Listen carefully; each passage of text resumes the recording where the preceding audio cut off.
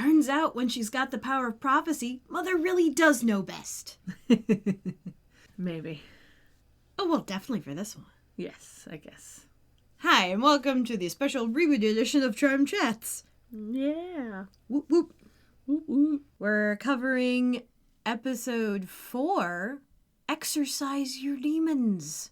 Let's jump on in with our little summary here. Yeah. We start with Mel having a flashback of 6 months ago when Angela first told her and Marisol about Professor Thane's misconduct. Mel comes back to the present in time for Maggie to take over her shift, watching Harby, as Maggie calls it. Mm-hmm. An unfortunate rat gets too close to the Harbinger and is charred. And it was a cute rat. Yep, didn't stand a chance. Mm-hmm. Little hooded rat. They're adorable. Mm. All 3 girls are exhausted and on edge from having to have this thing under constant supervision. Maggie, in particular, is flunking a class from being absent so much.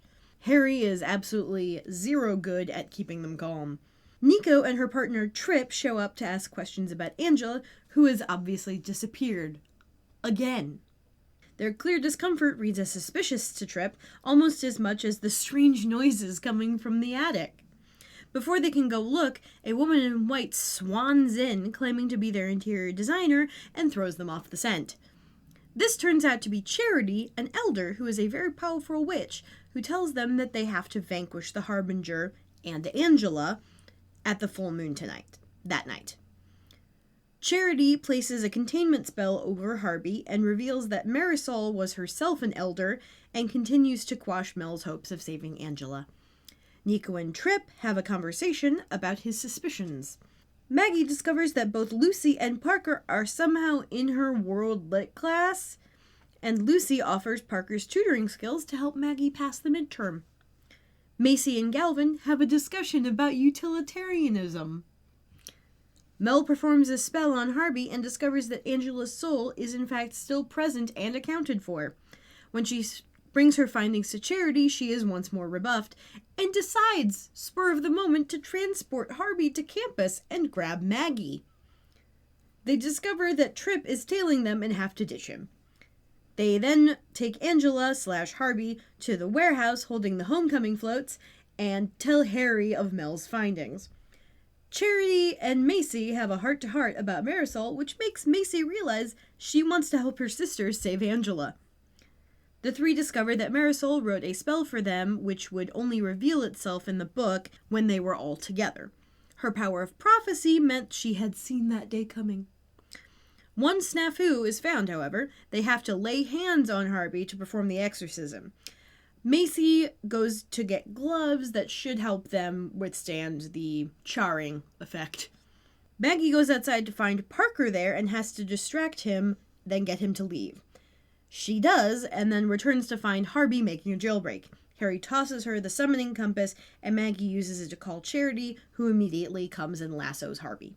The girls begin to perform the exorcism, and have to use Maggie's power to reach Angela. Trip, it seems, has followed them to the warehouse, pulls a gun on the group just before Angela belches out the black ooze into the enchanted paint can, and Charity has to prevent him from doing that. The exorcism succeeds, but in the chaos the spell created, Trip is killed by a wayward pipe. Charity urges the girls to leave with Harry and Angela while she takes care of the situation. Angela, back at the house, apparently has no memory of even waking up from the coma, much less what happened after that. The girls revel in a job well done. Maggie goes downstairs the next morning to blow off Parker for their study session. Mel comforts Nico, who has come over to sob into her shoulder as she tells Mel the manner of Trip's apparent suicide and his suspected involvement in the killings on campus over Halloween. Charity, in a strange office building, is hypnotized by a man in black into switching paint cans with him while riding the elevator. And that's the end of the episode. Yeah. Mm-hmm. Oh, so many thoughts. I know. I gotta say, right off the bat, this episode hooked me. Like, more so, not like super hook, but like, I came out of this episode feeling a lot better about the show than I had the previous two, really. Like, I came out of this I was episode intrigued. wanting to see what happens next. yes, I was But- intrigued. Yeah. Yeah. Yeah. Let's start at the top Mm-hmm. and work our way down. Yes. I know normally like we don't do we do the jump around thing because whatever. But We'll still jump around. we'll still jump around. But let's start at the top. Maggie is reading Dante Yeah. because of course she is. Because world lit. Yeah, because sure. I enjoy their penchant for giving things nicknames. Yeah. Harby. Yeah. It's Harbinger Barbie. Yeah. And I think it's hilarious. Uh-huh. The logo comes in via ashes. Yes. This time. So Well, that was, it gets, like, charred Yeah, across it. As yeah. It goes, but like that. and we obviously find out that this is not actually a burning. It's apparently smallpox. Yeah, it's like a mutated smallpox something. Yeah. It's weird. Yeah. There's a plane outside. Whatever. Don't care. I have a question, and this is the coming back from the last episode where we were told that they need to keep constant surveillance on the Harbinger. Yeah. Which they've apparently been doing for 2 days. Right. Until this episode when all three girls are downstairs and then Harry shows up. So who the fuck is watching the demon in the attic? No one. Just saying. Just putting that out there. Mm-hmm. Constant supervision. Needs to be under constant supervision. And nope. All three of them downstairs. I mean, I get it. They can't talk to Nico and Trip. If all three of them aren't there, it's going to look weird if someone's upstairs. I mean, I guess so, but this was before Nico and Trip showed up, so... Oh, true. Yeah. Just saying. Though, again, I had completely forgotten his name was Trip. It was helpful for them to mention it at the top of the episode. Yes, All it was. I'm saying. And clearly, his name is Trip because he's something the third. Yeah. I mean, Because that's how you get named Trip. yeah.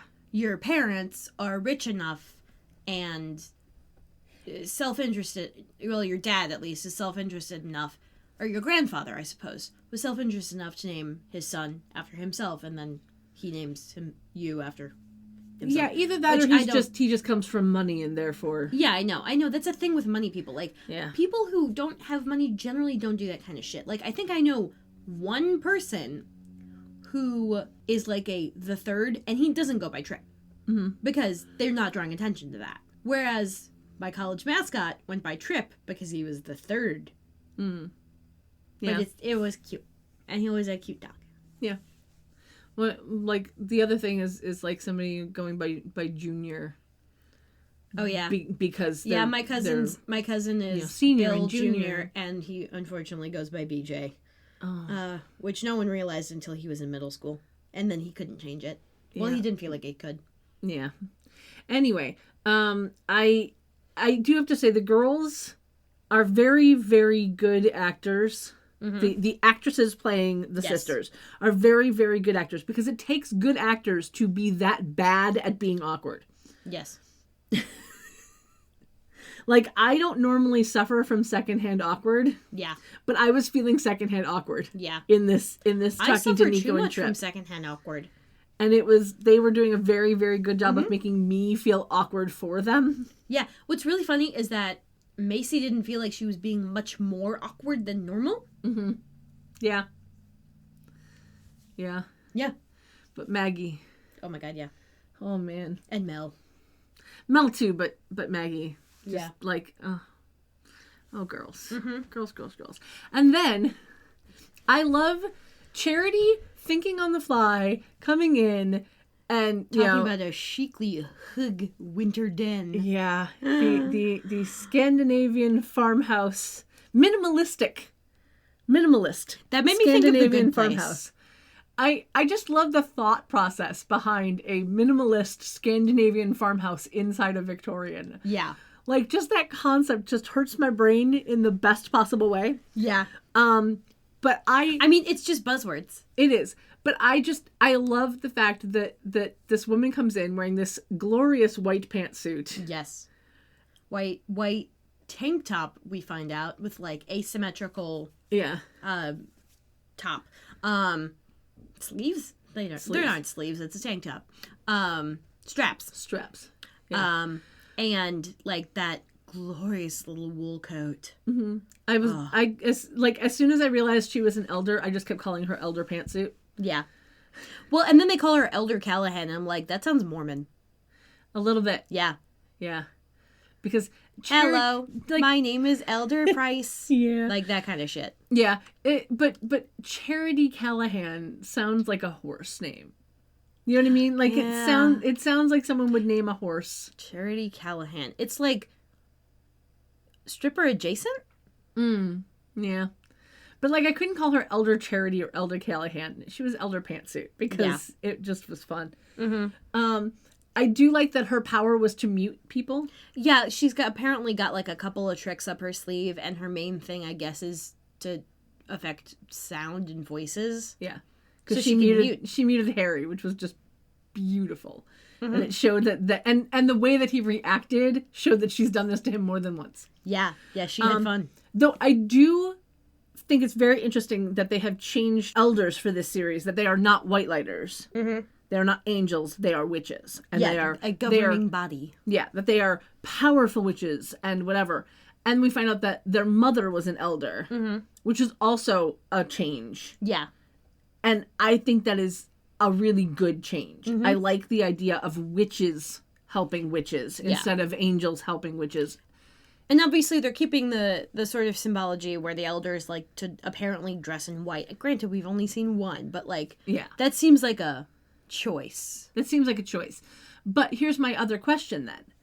Does that mean that Harry isn't an angel being a white lighter? That he might be dead, but he might be a witch. And that the Orby thing that he does is actually his power. Well, because we haven't seen any other white lighters either. Well, no, because he's still got the other white lightery stuff. I know, but I'm just saying. But like the healing thing might be the white lighter thing, but his white lighters are definitely a different thing from witches. Who's to say what he was when he was originally alive? That has not yet been elucidated. Yeah, but it's interesting to think about. It is. I agree. Yeah. Born in 1920, which means he's technically 37. Yes, and also 98. Anyway, the phrase that I would like to never hear again, though, is elders don't make mistakes. Yeah, because we know that that's going to come back to bite them. He's like, treat them like royalty. Don't show your monarchistic side to me, Harry. I was just starting to like you. Yep. I thought that was funny. Yeah. Which, like, he's clearly got some kind of a crush on Charity. There's some sort of a relationship there, yeah. Maybe it's because he treats them like celebrities or something, because he's shook. She shows up, and he's just kind of being all deferential and, like, blushy. Yeah, it's a little odd. It's a little odd, but in a funny way. Yeah. I was amused. Yeah. And Maggie's clearly like... Maggie and Mel share this look at that moment, and I'm just like... Yeah. I do actually... I like Elder Pantsuit. Yeah. I hope that she'll come back. Mm-hmm. I'm fairly certain she will, but like I hope that she comes back and she brings in more backstory on their mom. Yeah. Because she knew their mom. Mm-hmm. And that's one way to bring that back in and give us those little flashbacks. Mm-hmm. I'm confused. So she arrives and mentions that there have been more elder assassinations, 3 of them since their mother. Mm-hmm. And that she's come alone is apparently due to some security protocol. Which I want to know, what kind of security protocol requires you to go alone? I'm assuming it's because if you're alone, then only you can die. They don't get more than one of you. Oh, that's true. Yeah. That's literally the only thing I could think of. Yeah, but like, what happens? That somehow to doesn't seem safe. Yeah, I was gonna say that somehow doesn't seem safe. That there should be a like safety in numbers. You have like 5 people, but apparently. Because if it's 5 people, they all have different powers, I presume, and they can guard against whatever the fuck is about to happen. Yeah. But if they all get taken out, then 5 at once get taken out. Yeah, they're going to have to talk more about these assassinations that have been happening and who's been behind it, what's going on. Well, and that's the other question. If the elders are just witches, or just these powerful witches, how many of them are there? Yeah. Because it's a governing body, so presumably they've got to be all across the country or world or something. You'd think. Yeah. But that's the thing is like we don't know. Mm-hmm. And so that becomes the question of, is it all witches of North America? Is it all witches of the world? Witches of the universe? Do we have alien witches? That would be cool. yeah. A little sci-fi in our fantasy. Little fantasy in our sci-fi. Oh my god. It's the Reese's cereal all over again. Yes. I do think it's interesting that they just randomly have Maggie in this world lit class where they're reading Dante. How is she? Well, my question that Lucy and Parker are also in that class. Yeah. And they haven't seen her because she hasn't really been going to class. Yeah.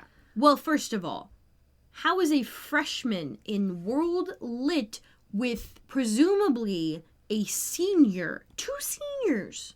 Yeah. What kind of is she? I mean, if she was auditing, she wouldn't have to worry about grades. So obviously she's not auditing. But like, how is she in that class? Why are there seniors in that class? What the fuck is going on? Well, here's my question in that. I get that they had to have that so that she could see, like, there could be more Lucy, and then there would be the thing with Parker. But like, this doesn't make actual sense. See, and I don't know, because I didn't do like the whole actual college thing. Well, presumably I don't have the background of actual college things, but my assumption, as someone who has not gone to college, my assumption is that it's not as big of a deal maybe in this fantasy world thing. Maybe. Where a senior can take a world lit class. Well, like it isn't like high school where only certain grades can be in this. It's not a grade thing, it's a level. Because like, freshmen generally are going to be taking like a 100 level course. That's entry level. Mm-hmm. So like that's why they have the 101 thing. Right. Because the 100 level is entry level. And then a 200 level will have some prerequisites that you maybe would be able to test out of, but that you could still go in, whatever. And then like 300, 400 level, 500 level is like basically grad student stuff, generally.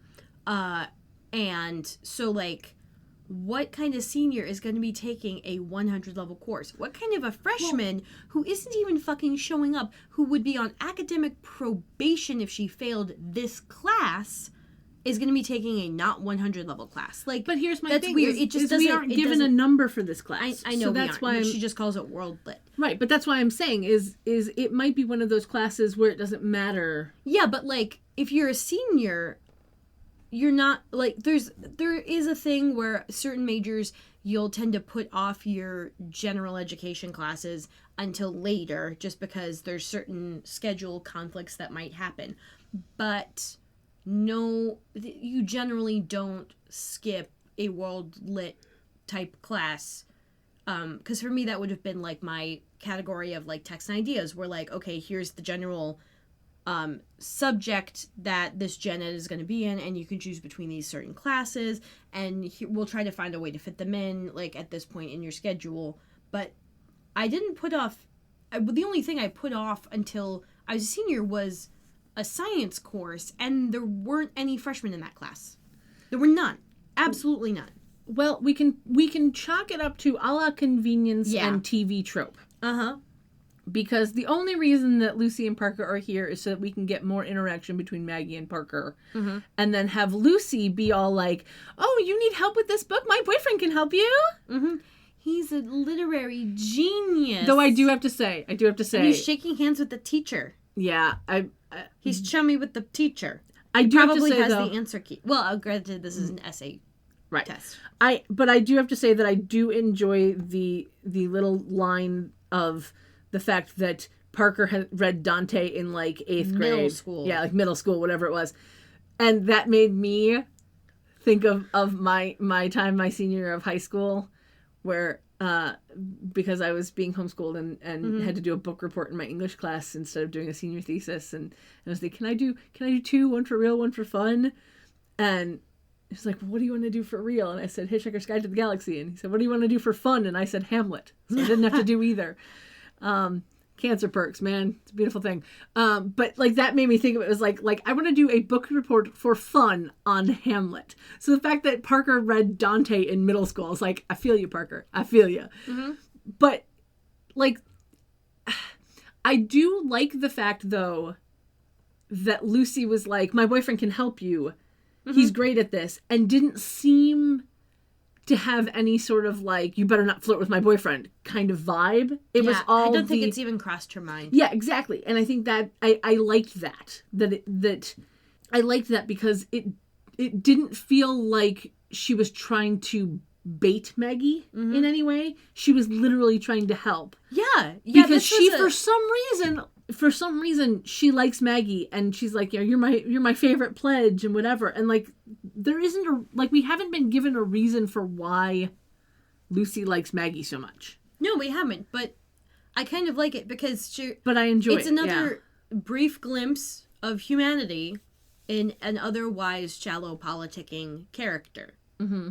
Because she's like, her first thought when Maggie mentions, oh, I can't do this thing, and I think you're going to be mad at me, but I have to study for this class. She's not mad at all. She's like, oh no, I can totally help. This is totally fine. Like, this is a reason she gets. Yeah. And she's absolutely supportive about it. Yeah. Which is great, as opposed to the, well, honey, we need to know that you're interested in being in Kappa. And granted, she does cover it up where she's like, we can't have her bringing down the Kappa grade, but otherwise she's super concerned. Right. Which I love. Yeah, and I like the fact that little moment actually endeared me a little bit more to the Kappa thing because of Lucy going, well, you can't bring down the grade point average of the sorority. Mm-hmm. Which is frankly a thing. But I've heard people talk about that. Right, but I think that I liked that moment in that we aren't just ditzy. We do get good grades. We aren't just here to party. Yeah. And we want you to succeed. And I think that was a moment where it was like, okay, yeah. I'm okay with this. I'm starting to warm a little bit on the Kappa. Mm-hmm. Like, okay. And now Maggie mentions that the only reason she got into the school is because her mom was a teacher, which granted, that would get her basically a free ride. Mm-hmm. Which then makes sense about her academic probation. Right. Like if you drop below a certain grade point average, they're watching you so that they know whether or not to pull like a scholarship or whatever. Right. Though it does make me wonder if they would give her a little bit of leeway because her mother died and her mother was a teacher. Like you'd think that they would give her a bit of leeway. Maybe. But also like this show is being a little fast and loose with the time period a little bit, like because apparently their mom died midsummer, like somewhere in the summer, and then 3 months pass and now it's fall, so she's just starting, so they might be like, oh well, she hadn't been in school at that point. I don't know what their reasoning would be. There's always that urban legend about like, oh, your roommate dies, so you get an automatic A for the semester. It's not a thing. And I don't think that's a thing. It's not. They made a movie about that. They send you to that, counselor. But... They send you to the counselor, but that's about it. Yeah, no. Not that I would actually know, because none of my roommates have died, as far as I know. Well, there you go. I do kind of like that they're trying to get Macy and Galvin together. I do not enjoy that his immediate reaction to any rain checking of hers is to look like it's never going to happen. Yeah, it almost reads as a little manipulative to me. Yeah, because just a bit. I'd love to, but I have a thing with my sisters. He did say for tonight. That's a little short notice. If you already have plans, he should go, okay, that's all fine. Now, those are the words he said. He's like, that's cool, maybe another time. But his face was all, I'm getting nowhere with this one. Yeah. I think that's the biggest thing. I like that, like I said, I like that the thought of them getting together. And see, you were kind of against that at the beginning. I was at the beginning because I don't think you should date where you work. Mm-hmm. Like, you shouldn't date someone you're working with. Friendships is fine. But, like, you muddy the waters if you are working with someone that you are intimate with. And that's just from personal experience. But I don't mind them together because I think they're a good match mentally. Yeah. And they will play off each other nicely. But I'm hoping, and this is just a hope because we don't know what's coming yet, but I hope that they get to clue Galvin in on the witch secret. Yeah, that would be nice. At some point. Because, like... He's already being a pretty good help. Exactly. And they need someone to know. And I don't think that Nico would be the one to know. Because cop. Yeah. And because just her personality. Well, and especially after the events of this episode, like, I think her finding out would drive a wedge as opposed to help out. Yeah. I think that because we'll find out at the end of this whole thing with her crying about Trip and the fact that he was apparently this killer and she didn't see it. Yeah. And that sort of thing, like that, like part of me is like, oh, but if only you could tell her, then she would know that he wasn't a bad guy and we just had to use him to cover up. And it's like, wait, no, that would be a bad thing for her to know. Yeah. Because cop. Mm-hmm. So it's like, okay, let's not let the cop in on this. Let's, unfortunately that means Mel has to keep her secret from her girlfriend. Mm-hmm. But I kind of hope that at some point they can let Galvin in on it and that he can be their Daryl. Yeah. That they have someone who does have a clue what's going on. Yeah. And is able to help. And then he understands where I have a thing with my sisters. Okay, no problem. Let me know if you need me. Yeah. And I think that, because I don't know if it's going to happen, but I hope it does. Yeah, and Macy got to use family emergency last episode. And it was like, oh, that's such a very this show thing. Yeah. We also see in the Book of Shadows that they have a lovely family tree. Yep. Which I only slightly hate. Because it's an actual tree. Yeah. Which I'm putting this out there because my mother does genealogy. I have dealt with this since I was a baby. You should not do your family tree as a tree unless you are doing it from a single person. Because then that single person is the base of the tree. And then their ancestors go off branching. No, they're...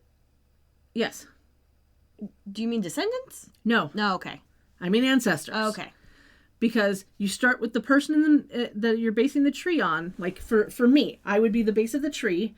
And then my parents would be branches, and then their parents, and so on and so forth. All of my ancestors would be the branches of the tree.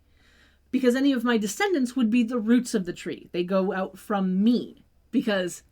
the way that you have a tree, if it is branches, you have to start from a central point and go out. Yes, but can't you have the central point be a single person, have the roots be their ancestors, and then have the branches be, like, descendants? That's backwards. I don't get why that's backwards. Because this is how I have seen it.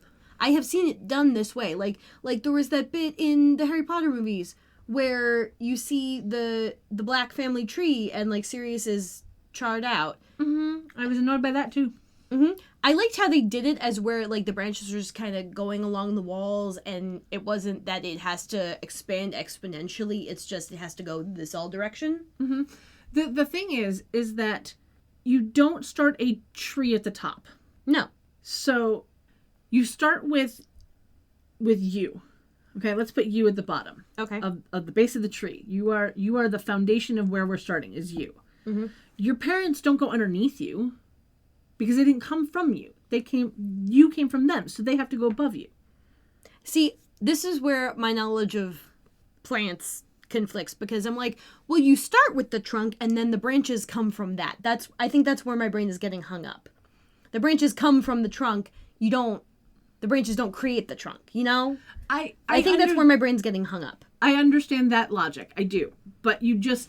And, like, technically the trunk comes from the roots because you start off with the seed. The seed throws out a shoot for a root and then starts going up.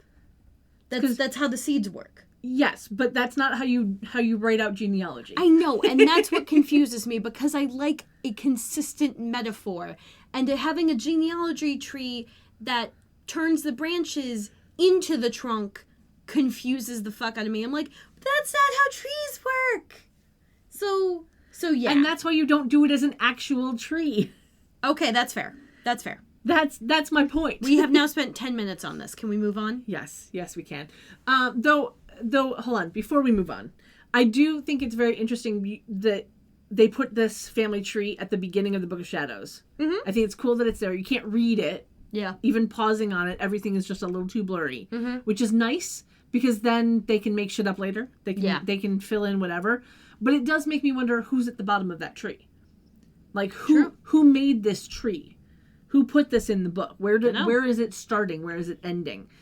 The other thing is that I hope that it means that we'll see their family tree at some point in more detail. That we'll get little snippets of whatever. And then as the pages of the book were flipping, I, of course, was pausing to see what we could see, because they show little flips through and there was a bunch of like mathematical things and like calculus and shit in there. And a lot of the pages were written in Latin. Yeah. So it's a good thing they have Macy to read them. Yeah.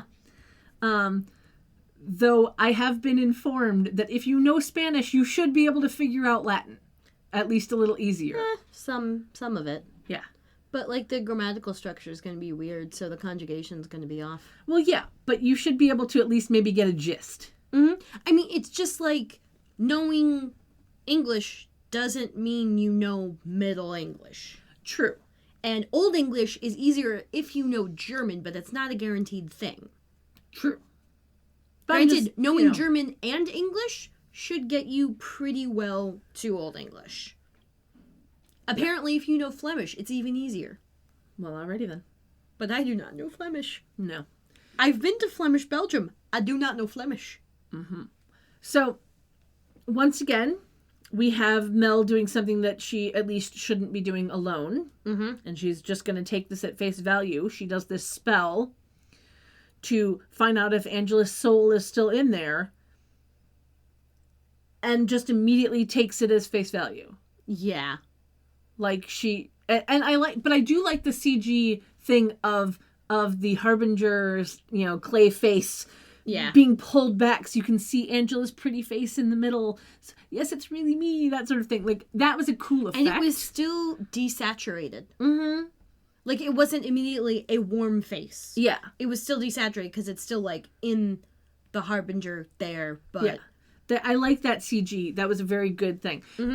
But it just, once again, she's immediately taking something at face value. She's not questioning it at all. Like, it harkens back to the spirit board of you got this thing and you immediately say, oh, well, that's got to be Mom. I think they can't have her questioning the spell in the book at the same time as she's questioning Charity, though.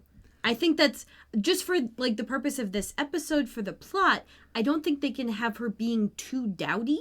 Like, and by doughty, I mean doughty, not, like, dowdy as in, like, frumpy. Obviously. Yeah. Vocal. But, like, she's already hearing Charity saying, oh, we can't save Angela, and going against that. I don't think she can then double doubt herself. I mean, obviously, like, we do that all the time in real life, but, like, for the purpose of the show, it wouldn't work out. It would be too inconsistent. I get it. I'm just saying that literally in the last episode, she's like, I'm never going to be reckless again. And here she is. Yeah. That's just bad writing. They never should have put that in. But that's my thing, is they are keeping with the, continuity issues that the original series had, wherein there is none. Like Maggie has no wart on her face and nothing is mentioned of it disappeared after X amount of hours or, All we get is that it's been 2 days. Yeah. And here's my headcanon on it, is that however long the glamour lasted, like however long the spell lasted that gave you the personal gain, that's how long the consequence lasts. Yeah, I think so. That would be my headcanon. Because it's the only thing that makes sense at this point. Yeah. And that is kind of bullshit, though, because it's like, oh, consequence has the consequence isn't as harsh as it could be.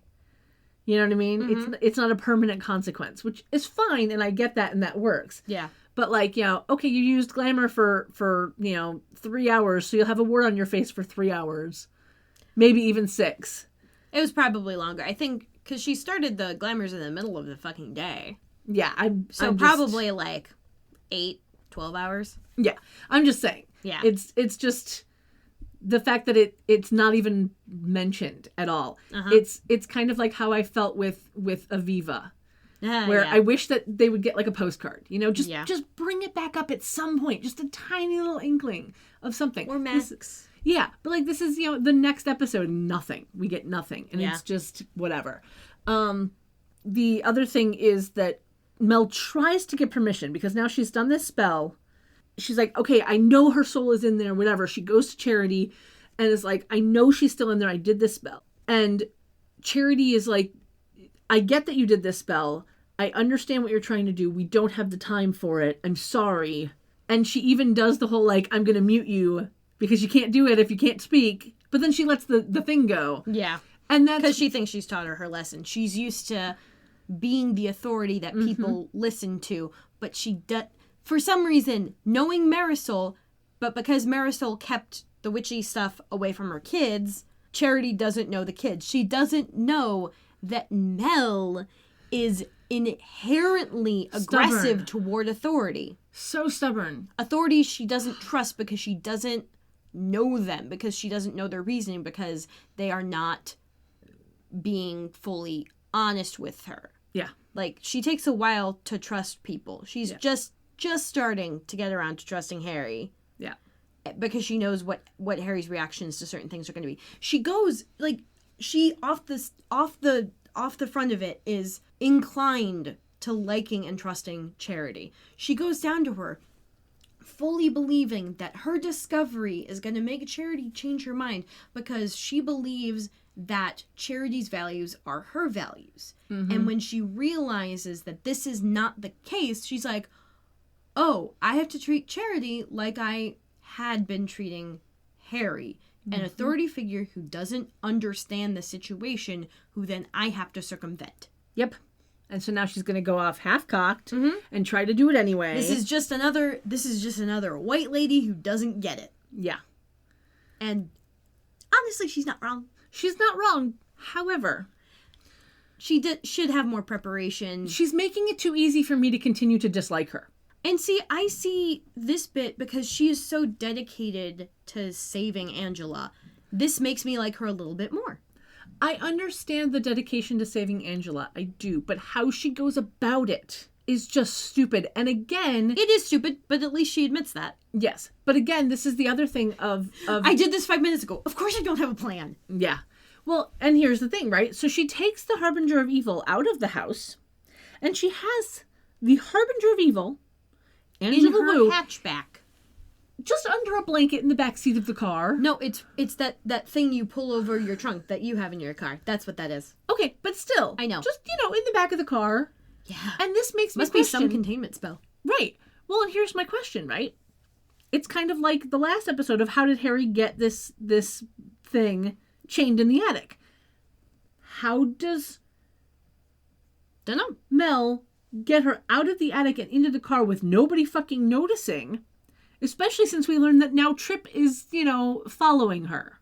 The one thing I do kind of enjoy, though, is the use of Mel's power in this situation of, well, if I freeze the world and we drive away, when it unfreezes, we'll just be gone. Yeah. And the way they obviously waited until he looked away down from the car. Yeah, like he looked down to look at his phone, and when he looks back up, the car is gone, and that was beautiful. Yeah. Like, that was a good use of power. That was funny. Yeah. Especially since you see it from the outside. Mm-hmm. Yeah. I liked that a lot because you don't see her do it. You just see it being it like as it happened. Uh-huh. Where you're in the car with him, he's looking at the car, you see the car, he looks down because his phone rings, he looks back up and the car is gone. I liked that a lot. And just a thought, like, I can see why Nico gets along so well with both Mel and Trip, because they both go off half-cocked a lot. Mm-hmm. Yeah. Like, Trip has not told Nico anything. Mm-hmm. Nico had the conversation, and she explained, like, why Mel was being weird for sure. Now, she doesn't know Macy all that well, and Maggie is just, like, a bit of a ditz, so she can easily brush that off.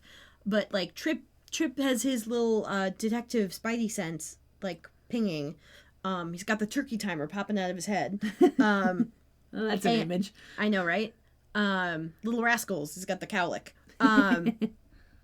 And so, like, I just thought it was funny that both her partner and her partner are, like, really impulsive and shit. I wrote in my notes the that it was impressive. Stupid, but impressive. Yes, it was. I do think though I also like the juxtaposition then of Mace, of Macy and Charity going up to the attic, and Macy's all like, "It can't get out or it'll kill everyone," and then they walk into the attic and she's gone. Yeah, like that lovely juxtaposition of like, oh fuck. Yeah, and Charity just is completely dumbfounded. She's like, she disobeyed my orders. Yeah. This has never happened to this white lady. Yeah. So she's always been an authority. and then Harry just chimes in and he's like, that's Mel's specialty. Mm-hmm. I know this too well. Yeah. And I liked that moment because in that moment that made me like Harry even more. Uh-huh. Like, yep, you get it, sir. He is super not surprised. Macy's just alarmed. Yeah. But Charity is complete disbelief. Yeah. Also, can I just say, when she was describing her thing that she does, microloans to women in developing nations, I'm like, oh, Kiva? You mean Kiva? Yeah, that's exactly what I thought. I was like, okay, I like the fact that they gave elders day jobs. Yeah. That's the other funny thing. Like, and while she watches HGTV on the treadmill. Yeah. Like, White Lighters... That's how she exercises her demons. Yeah. Like, we don't know what White Lighters do on their off time. Well, apparently Harry is an academic. Elders. Yeah. Yeah. But like, apparently elders have day jobs. Yeah. And I like it. Also, y'all, Kiva.org. Great thing. They do microloans. It's like $25. Yep. And I think when you sign up, your first one is free, and you can choose who to send it to, and then they have like a certain amount to pay it back, and then you can like pay it to someone else. And it's just so people can start up like small businesses, have a little bit of cushion for stuff they need to do, and like get off the ground. Hashtag not sponsored. Hashtag not sponsored because they're a nonprofit. Yeah. But it's a really, really good thing.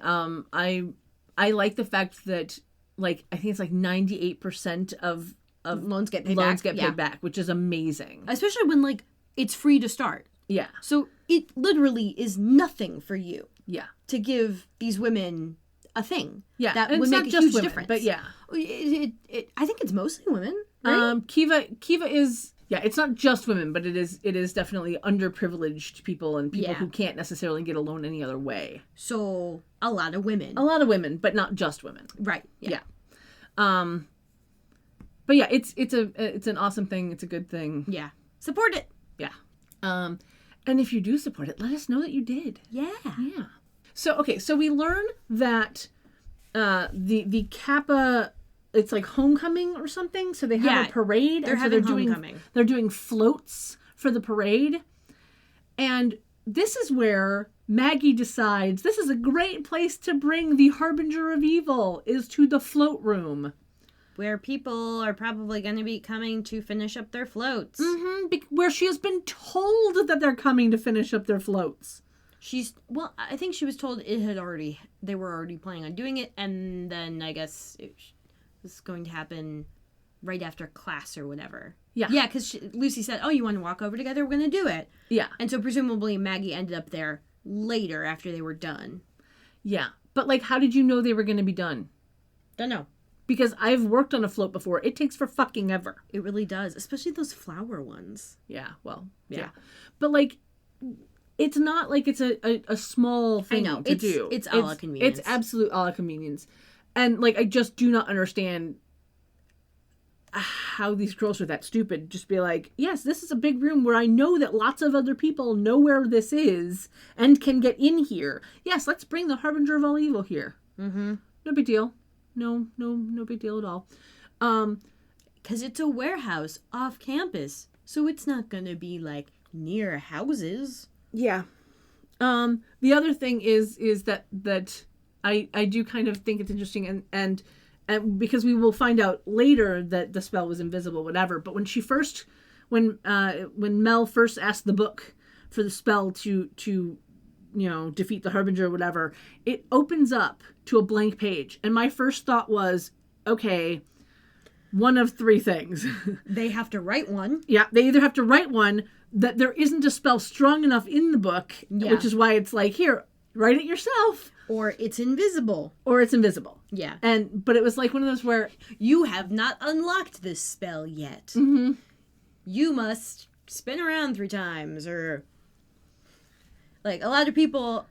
I was thinking over the weekend, like when I'm just talking with random strangers, I'm like, you have not unlocked my normal voice friendship level yet. I have not known you long enough, so I'm gonna sound like I'm really friendly and like, oh hi, yeah, like this is my customer service voice. How are you doing? Yep. Like that kind of thing. Oh yeah. I've got stranger voice too. Yeah. Yep.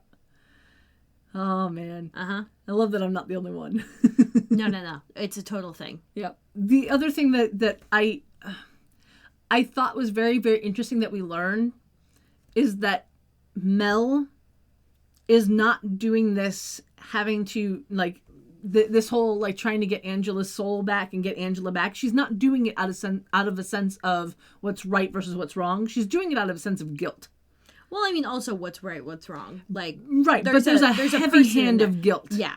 She does feel guilty because she told Angela she should report. Mm-hmm. And I liked that Marisol kind of, like, puts out her hand and she's like, hang on a sec.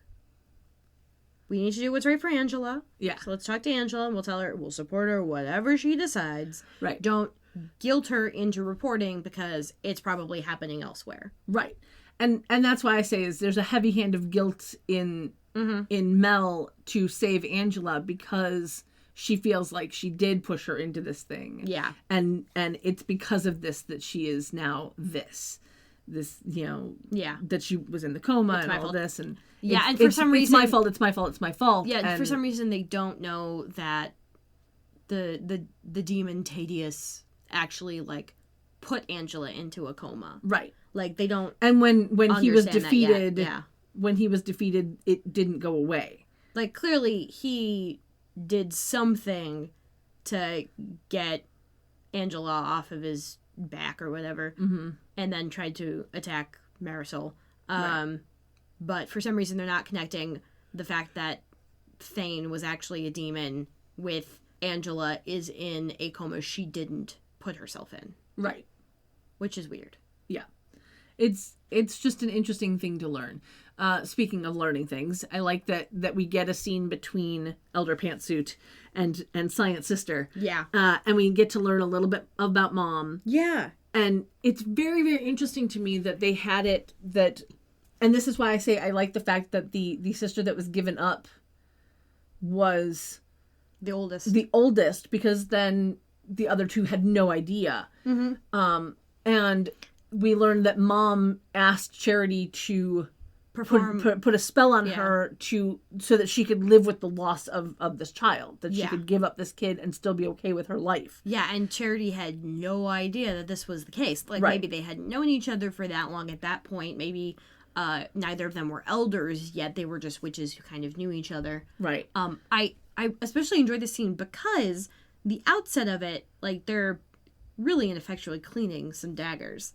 Yeah, I enjoyed the matching athame. Yeah. And they all had sheaths, too, which was nice. Yeah. Because normally when you...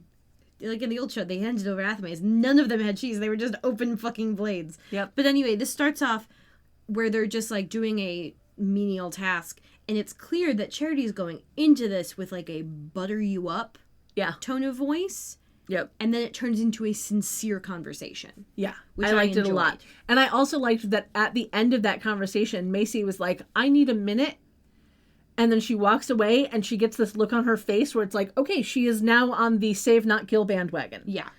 It's interesting because, like, you're not fully in her head at this point. You're like, wait, how did this conversation about how her mother would, like, force herself to forget her, turn her onto her sister's side?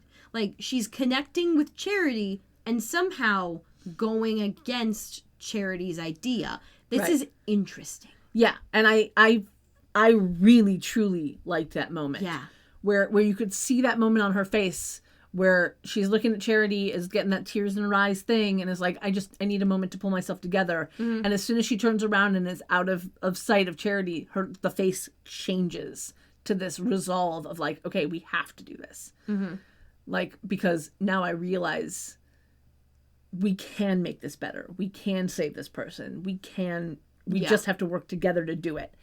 And then when she gets to the warehouse and they're all together, that's when the spell shows itself because they've held hands and they're now together. And I also think it's a very, very nice touch that the spell was in Spanish. Yeah, they said it was a Santeria-based spell. Yeah. So it's nice to see that they're bringing in other things besides Catholicism. Yeah. Which is nice. Uh-huh. And I also like the fact that it means that the girls all speak Spanish, which is, or at least read Mel it. and Maggie do. Yeah.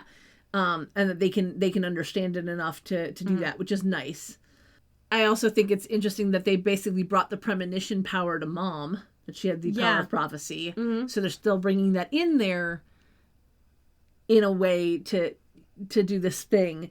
But it does make me question, like, how far into the future could she see things? Like, did she see herself dying? Probably not. I think the idea behind prophecy is that you get, like, flashes. Because the whole premonition thing was, it's you touch something and you get something connected directly to that. But, like, prophecy is, oh, you've had a vision, and it's not, it can vary, like, when and where they happen.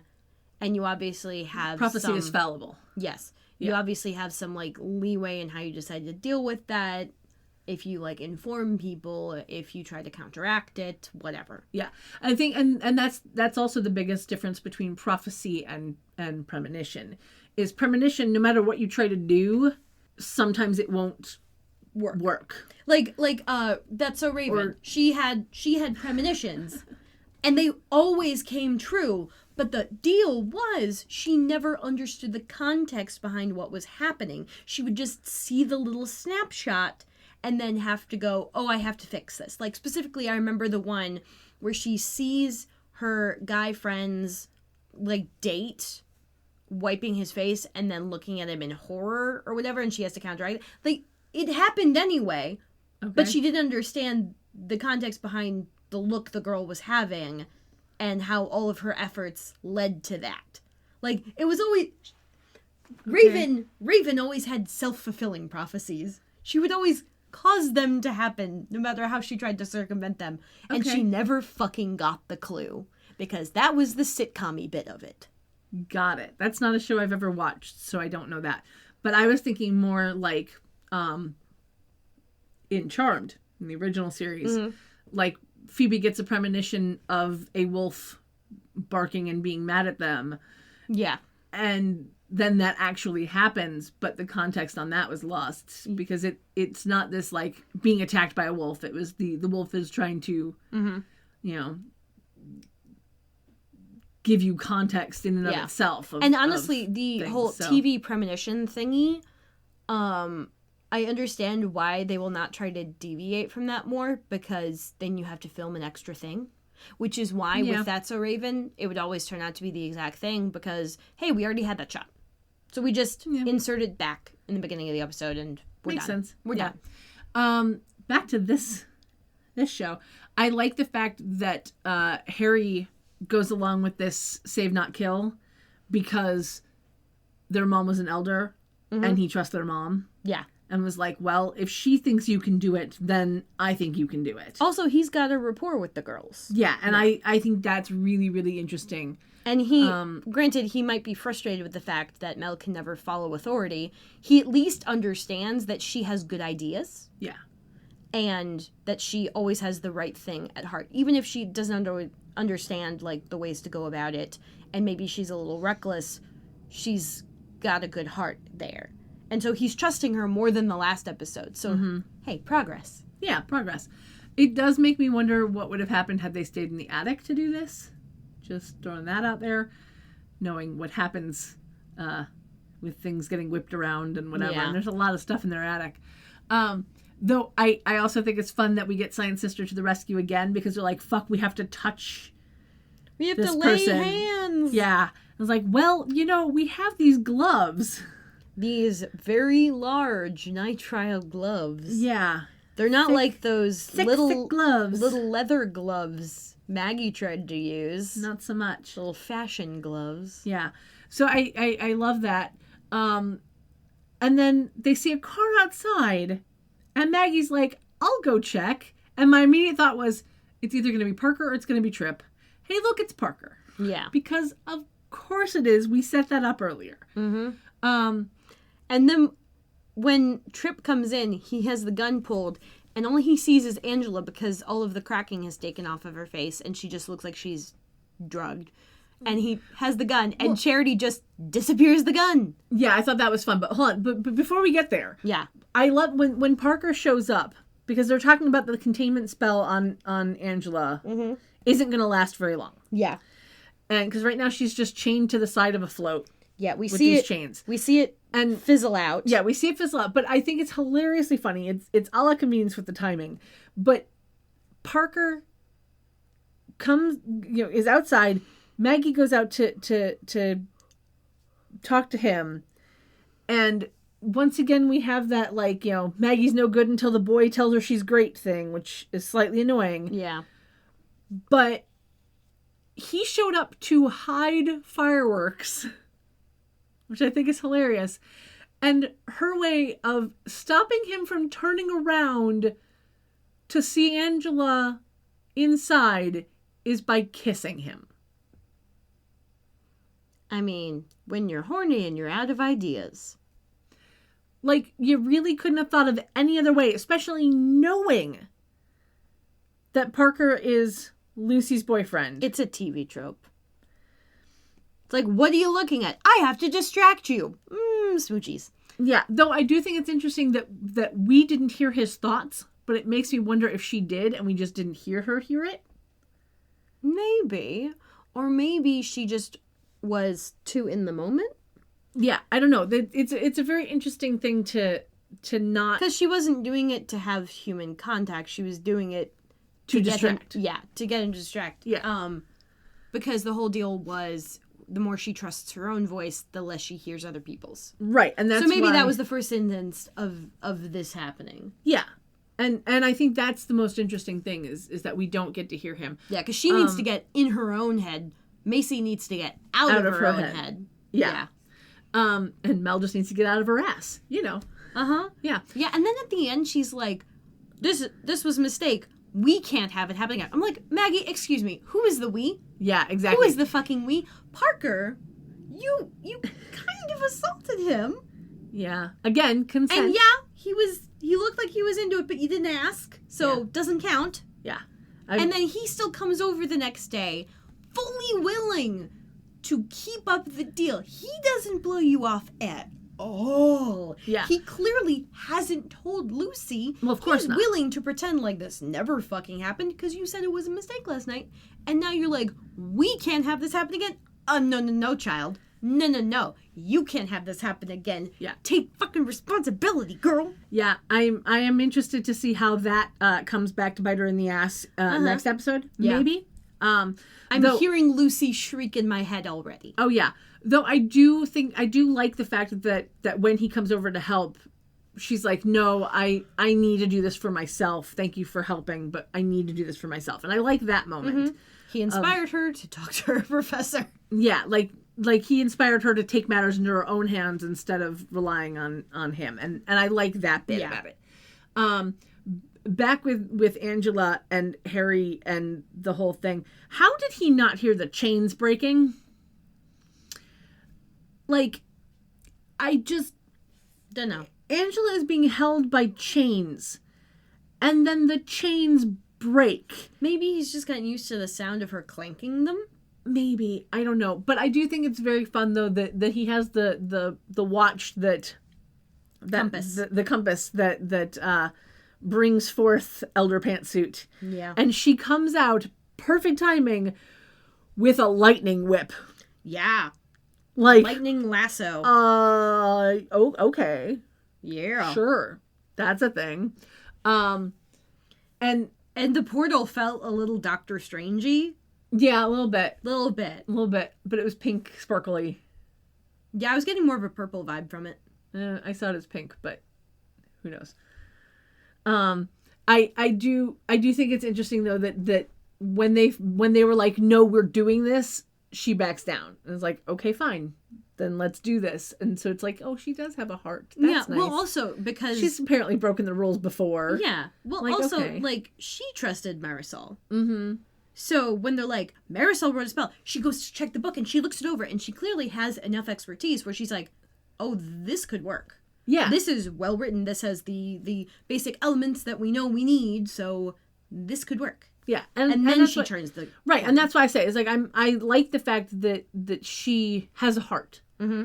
That when they show her, this is what we have a solution. And then she drops all the athemas and she's like, okay, let's do this before I change my mind. Exactly. I like that a lot.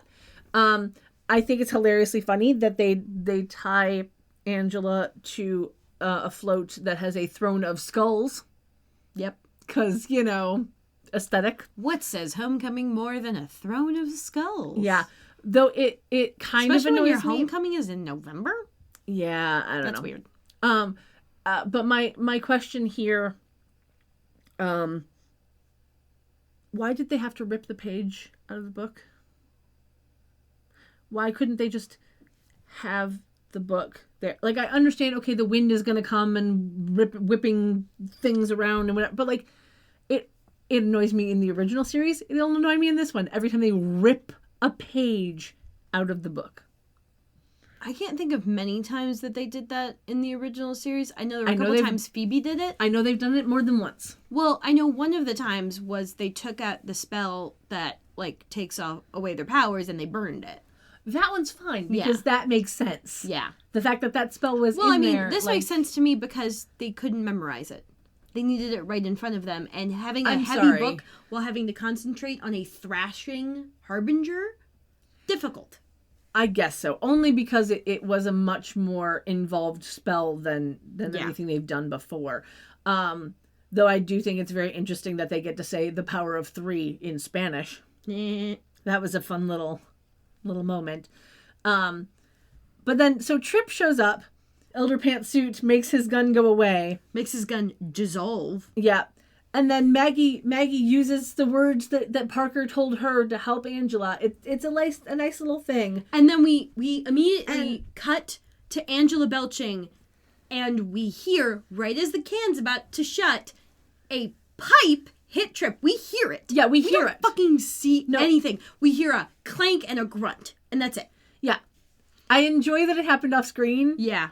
Also, that pipe was totally CGI when we come back to it. Oh, yeah. And it was also on his stomach. Yeah. But he had, like, bruising on his throat. He had bruising on his throat, and his head was cracked open. There was, like, blood leaking out under his head. Yeah, there are many... Apparently, this pipe, which we saw jiggling behind him, was light enough for the wind to catch and heavy enough to kill him.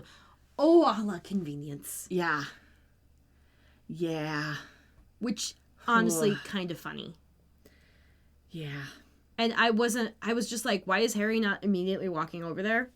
Like, running over there and just healing the fuck out of him? Yeah. Like, we can deal with him knowing later. I thought that's the direction it was going to go. Harry's going to come over, heal him. He'll be freaked out, but we can deal with the memory and then deal with the ramifications of him wiping the memory maybe later. That's the thing, is we have learned that Harry can wipe the memory. Yeah. So this is where, okay, so then so we have Elder Pantsuit come over. Charity comes over because Mel is freaking out, and Charity tells Mel that she'll handle it. It's like, okay, how is she going to handle it? Because she could have made it look like an accident. She could have healed him and then had Harry wipe his memory. Well, no, because she is not a white lighter. She cannot heal. Right, but Harry can, and Harry is there. Yes, but Harry has, for some fucking reason, decided to carry Angela, and they need to get them all home. Yeah. There are so many different ways that this could have gone. Like, this seems fairly typical. Charity's like, oh, I'll handle it. Go, go, go. So they all go. They take Angela home, and they take Angela to their house. They take Angela to their house, and they're, like, helping her convalesce, letting her sleep it off, and talking with Harry. And only when Nico comes over does anyone find out what everyone else thinks happened to Trip. Yeah. Like, Charity comes back, and Mel asks her, like, what's up? And she's just like, oh, I handled it in a way that won't arouse suspicions. And literally, I think Charity... No. Yeah, they let it go. Like, it sounds euphemistic and, like, you don't want to know what happened. And she's like, okay, I probably don't want to know what happened. Like, I trust you that far. Not very far, but it's a little further. And literally, all I can think is that Charity looked around at all of the loose threads that were hanging from the situation and decided they'd make a lovely knot together. Yeah. And that's how she's going to tie them all up. Never mind the fact that this is clearly a bad idea. Yeah. To tie him to the Halloween murders. Yeah. Because how are you going to prove... Well, we don't even know how she even did that. But, like, how are you going to prove somehow that he was at all of those places? Yeah. I just... Like, obviously, Mel wouldn't have been there, so you would never have been able to pin it on her because there would have been evidence of her being at the party when the Purity Posse girl was killed. And possibly the nun. Definitely when Cam was killed because he was in his own dorm and no one wants to go to Cam's dorm. Yeah. I just... It's also dark. It's also really dark. Like, she didn't just have him be under the pipe and dead for no reason because there would have been no fingerprints. That's fine. Like, accident. Whatever. They had him apparently commit suicide, hang himself in there, and then tied him to some murders just for funsies. Yeah. It's dark shit. Yeah. And I'm kind of impressed. Yeah, I don't mind it, but it's going to have some interesting consequences. It is. And see, that was what was like, okay, yeah, I'm sticking with this show past beyond whatever happens in the next episode because this went a weird route and I'm kind of interested by that. Yeah. It's fairly interesting that they let Tripp stay dead. And then we come to Angela in their house, not remembering everything, not even the party, like nothing. And Mel once again taking on that guilt. And it's just, it's interesting that they decided to have Angela not remember anything at all of, I was doing this thing, and then I was in a coma, and now I'm here. Because also, Maggie was talking to her while she was in the Harbinger, and, you know, maybe it's just, like, all of the magic, all of the stress, like, her brain couldn't handle it, maybe her brain filed it away as a dream. Or Harry took the memory. Although she did, well, we don't see Harry up there, and he doesn't mention it either. Yeah, but that's not the first time that something's happened that hasn't been mentioned. I know, but so like, there is the possibility. They know he can wipe memories. I feel like if he'd intentionally done it, they would have mentioned it. Not necessarily. Well, he would have mentioned it to them that he would do that. I know. I'm just going with it. Maybe. But like, we know she heard. Well, she at least heard a voice. She doesn't connect it with Maggie, but she heard a voice calling to her. So I'm thinking he probably didn't wipe the memories. They just weren't there. Well, and I'm also thinking that she basically was equating it to she was in the coma and that entire time. Because she basically was like, I don't know where I was. It was just dark. And then I heard this voice. Yeah. And so I think that's the thing there is that they kind of, because your brain will work what it can to figure out what's happening. Yeah. It will, that's why you see faces in places that aren't actual faces, because your brain is trying to work it out. Pattern recognition. Exactly. So that's quite interesting. And then we get the final scene of Elder Pantsuit walking into a very bright white building. Yeah. Getting into an elevator with her paint can, clutching it like it's you know, a newborn baby. And there's a touch screen, like, elevator button set. Yeah. Floors 1 through 10. And then Dude in Black comes in, and I immediately was like, okay, who's this bad guy? You know? And then he does some sort of magic-y something to her. Like, hypnotist thingy. And is like, you want to switch paint cans with me. And she does. Like, you see her pupils go full blown. Right. And then he leaves. And it was a pleasure doing business with you. It's very, you know. And the floor he exited on was kind of dark, and there was, like, the red painting. Yeah. And I'm like, okay, so either this is a normal office building that she works in and just happens to have to go to before she can stash the things safely. And they know about this. They being like the evil side or whatever. Mm-hmm. Or this is somehow the office building in which good and evil both work. Yeah. And he's already supposed to be there. Yeah, and this isn't an elders only building. This is just, you know, just some building. But it does make me wonder, if she's an elder, why she doesn't have any sort of way of not being messed with by Demon Mojo. Because then anybody she has her own power, but she has to prevent people from speaking for that. And if he's already made eye contact, he's got her. Yeah. But like, legit, I'm just like, oh, okay, this is a thing. And I love that evil is apparently watching closely enough to know what brand of paint can they were using there. And almost got the spills creepy. And everything perfect. Yeah, it's so creepy. Yeah. It was the same paint color inside. Mm-hmm. It's so creepy and I love it. Yeah. I like where it went, and my final thoughts are basically that I now, okay, fine, I kind of want to see what happens next, because I want to know, like, where the fuck is this dude going with that paint can? How is this going to come back to bite us in the butt, you know? But it's still just a 6 out of 10. It's barely a 6 out of 10, but it's still just kind of hanging on, because it's like, Macy is the only one who doesn't annoy me on a regular basis. Harry's grown on me a bit, but Mel's personality is still a bit grating, and Maggie is still way Kappa obsessed. The stories aren't grabbing me in a way that I would hope that by episode 4 they'd be grabbing me, but I do still kind of want to see if Nico or Galvin are going to be brought in on the secret. I want to know what happens with the bad guy. Mm-hmm. Like, so there's a little bit How is evil keeping this close tabs on them? Yeah. Because this was immediate. Yeah. Like, almost immediate. Yeah.